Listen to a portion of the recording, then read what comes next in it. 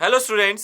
Students, आज मैं आप लोगों के साथ डिस्कस करूंगा कुछ ऐसे टॉपिक्स, कुछ ऐसे चैप्टर्स जिनको मैं बोलता हूं डू और डाई चैप्टर्स या डू और डाई टॉपिक्स।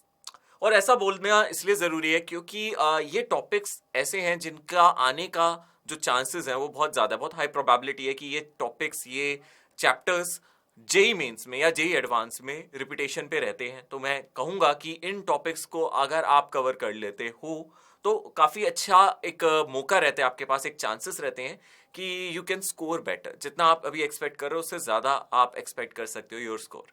सो अब मैं धीरे धीरे स्टार्ट करता हूँ, एक एक टॉपिक को पिक करता हूँ चैप्टर वाइज। तो मैं आप लोगों को सबसे पहले स्टार्ट करता हूँ क्लास 11 के टॉपिक से, and starting with the mechanics. सबसे पहले मैकेनिक्स या फिर हम काइनेमेटिक्स की बात करें तो मैं सबसे पहले बता देता हूँ प्रोजेक्टाइल मोशन एक ऐसा टॉपिक है 2 डायमेंशन में जो हम लोगों को कर लेना चाहिए, which is very important topic. इसके बाद प्रोजेक्टाइल में जितने भी फॉर्मूलाज होते हैं, डायरेक्ट फॉर्मूला हो गए जैसे कि हाइट निकालना, टाइम ऑफ फ्लाइट निकालना, और प्रोजेक्टाइल में डिफरेंट एंगल्स पे लाइक दो हमारे कॉम्प्लीमेंट्री एंगल्स पे टाइम का रिलेशन क्या है, उनकी हाइट का रिलेशन क्या है, कुछ ऐसे रिलेशंस पे बेस्ड फॉर्मूलाज क्वेश्चंस आ सकते हैं। या फिर ये भी हो सकता है मोशन इन 2D में आपको कोई ऑब्जेक्ट दे सकता है, उसका आधा पोर्शन सर्कुलर मोशन हो, मतलब आधा पोर्शन वो ऑब्जेक्ट सर्कुलर मोशन में सबटेंड करे और हाफ ऑफ द पोर्शन वो सबटेंड करे प्रोजेक्टाइल में। कुछ इस तरीके के क्वेश्चंस आ सकते हैं। Then second thing is spring forces और सूडो फोर्सेस, उससे रिलेटेड कॉन्सेप्ट्स भी हम लोगों को करके जाने चाहिए। स्प्रिंग फोर्सेस से रिलेटेड क्वेश्चंस आ जाते हैं, चाहे वो वर्क पर एनर्जी में हो या न्यूटन्स लॉ ऑफ मोशन में हो। तो स्प्रिंग फोर्स सिस्टम, स्प्रिंग का पुली के साथ कनेक्शन, इंटर रिलेटेड मोशंस, उनको हमें अच्छे से करके जाना चाहिए। Then if we talk about centre of mass, तो motion of centre of mass, चाहे वो उसका एक्सेलरेशन हो या वेलोसिटी हो या फिर कंजर्वेशन ऑफ सेंटर ऑफ या फिर कंजर्वेशन ऑफ लीनियर मोमेंटम हो, ये टॉपिक्स इंपॉर्टेंट है। तो इन टॉपिक्स को भी आप जरूर करके जाएं।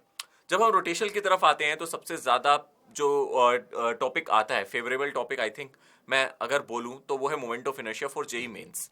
इवन अगर हम एडवांस में जाते हैं थोड़ा रोलिंग मोशन आता है, रोटेशन पे ज्यादा क्वेश्चन पूछता है, बट उससे भी ज्यादा हाई प्रोबेबिलिटी मुझे लगती है एंगुलर मोमेंटम से रिलेटेड क्वेश्चंस की। सो अगर आप जे एडवांस की बात करें तो आई विल से कि आप एंगुलर मोमेंटम, उसका कंजर्वेशन जरूर करके जाएं, और वो जे मेंस और जे एडवांस दोनों के लिए इंपॉर्टेंट टॉपिक है। मूविंग अहेड, अगर मैं बात करूं ग्रेविटेशन की तो we can talk about escape speed. Escape speed के बारे में हम डिस्कस कर सकते हैं। एस्केप स्पीड के साथ साथ अगर हम सैटेलाइट मोशन की बात कर रहे हैं, उसकी टोटल एनर्जी, चाहे वो काइनेटिक हो चाहे वो पोटेंशियल एनर्जी हो, वो कितनी है, और किसी ऑर्बिट से उसको एस्केप कराने के लिए कितनी एनर्जी चाहिए या क्या स्पीड से हम एस्केप करा सकते हैं, उससे रिलेटेड क्वेश्चंस आ सकते हैं। तो ग्रेविटेशन में पोटेंशियल निकालने के लिए, पोटेंशियल एनर्जी निकालने के लिए भी आ सकता है सिस्टम की। So these are the important topics. Now students, if you talk about fluid mechanics, तो इसमें आप लोगों के लिए एसेंट फॉर्मूला बहुत जरूरी है। सो एसेंट फॉर्मूला आप लोग मेंस और एडवांस दोनों के लिए प्रिपेयर करके जाओ, प्लस उसके डेरिवेशन कर लेना, ताकि एडवांस के क्वेश्चन जो आएंगे उसमें अलग तरीके से क्वेश्चन आ सकता है, तो आप उसको भी अटेम्प्ट कर सको। ठीक है, सो कॉन्टैक्ट एंगल, एसेंट फॉर्मूला, ये इंपॉर्टेंट पार्ट होता है।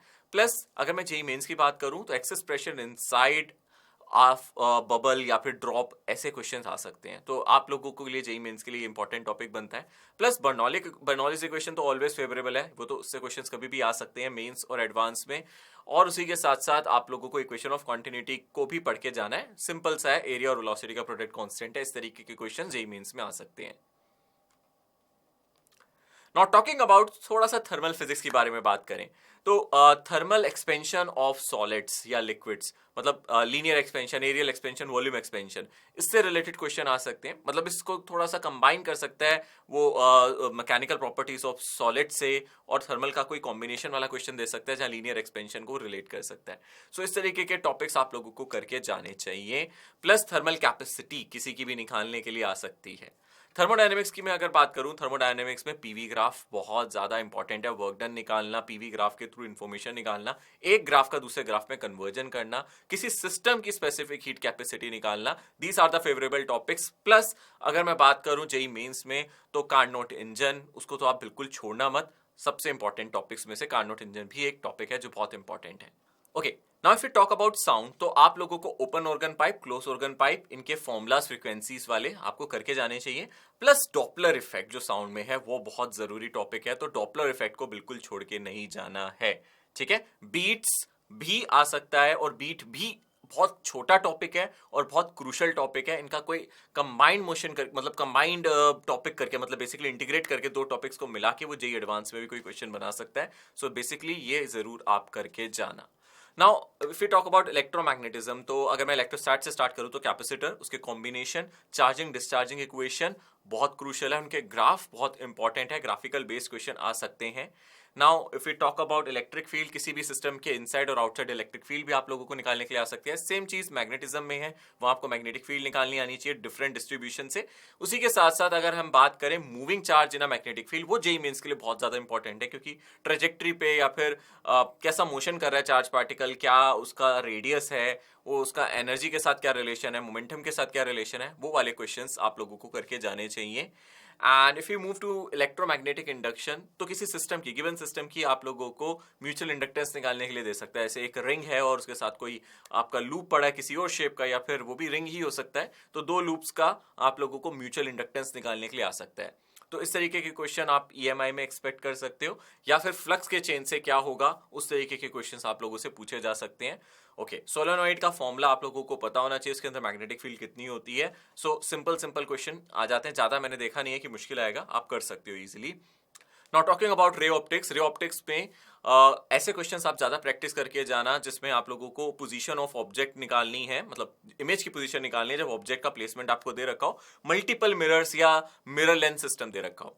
या फिर दूसरा जो इंपॉर्टेंट टॉपिक है वो ये है कॉम्बिनेशन ऑफ लेंसेज। साथ में आप लोगों को कभी कभी क्वेश्चन ऐसे भी दे देता है, जैसे लास्ट टाइम भी आया था कि अगर ऑब्जेक्ट मूव कर रहा है तो वेलोसिटी ऑफ इमेज निकालना, तो ये बहुत जरूरी है, चाहे वो लेंस में हो या मिरर में हो, चाहे वो कॉनकेव हो, कॉन्वेक्स हो या प्लेन मिरर हो, ये आप जरूर करके जाना। Talking about wave optics, YDSC experiment as usual बहुत ज्यादा अच्छे से पढ़ के जाना चाहिए आप लोगों को। उसमें डिफरेंट केसेस होते हैं, जब हम डिफरेंट लाइट्स यूज करते हैं, कौन सा मैक्सिमा किसके साथ आप लोगों का ओवरलैप कर रहा है, उस तरीके के क्वेश्चंस आपसे पूछ सकता है। प्लस पूरे सिस्टम को किसी नए लिक्विड में इंसर्ट कर देंगे तो क्या होगा, ग्लास स्लैब को अगर आप इंट्रोड्यूस कर दोगे in front of one of the slit, क्या आप लोगों के चेंजेस आएंगे, वो सारे क्वेश्चंस आप लोगों को करके जाने चाहिए, जो भी शिफ्टिंग वगैरह का फॉर्मूला है। उसके अलावा fringe width, angular fringe width, ये सारी चीजें आप लोगों को डायरेक्टली पूछी जाती हैं जेईई मेंस में, तो डेफिनेटली बहुत इंपॉर्टेंट टॉपिक बन जाता है। Now talking about modern physics, modern physics की अगर मैं बात करूं, सभी जानते हैं फोटो इलेक्ट्रिक इफेक्ट तो करके जाना ही जाना है। इसी के साथ डी ब्रोगली वेवलेंथ भी आप लोगों को करके जाना है। De Broglie wavelength in different scenarios आपको निकालने के लिए आनी चाहिए। इलेक्ट्रॉन का डायरेक्ट फॉर्मूला, प्रोटॉन का अगर आपको पता हो, अल्फा पार्टिकल का पता हो, तो बहुत अच्छी बात है, इससे आपका काफी सारा टाइम सेव होता है। सो आई विल से दैट ये सारे टॉपिक्स जो हैं, these are do or die topics. मैं ये नहीं कह रहा कि कंप्लीट टॉपिक्स है, but do or die topics, आप इन सभी को एक्चुअली करके जाओगे, then it will be better for you. That is all about today's session. Bye everyone.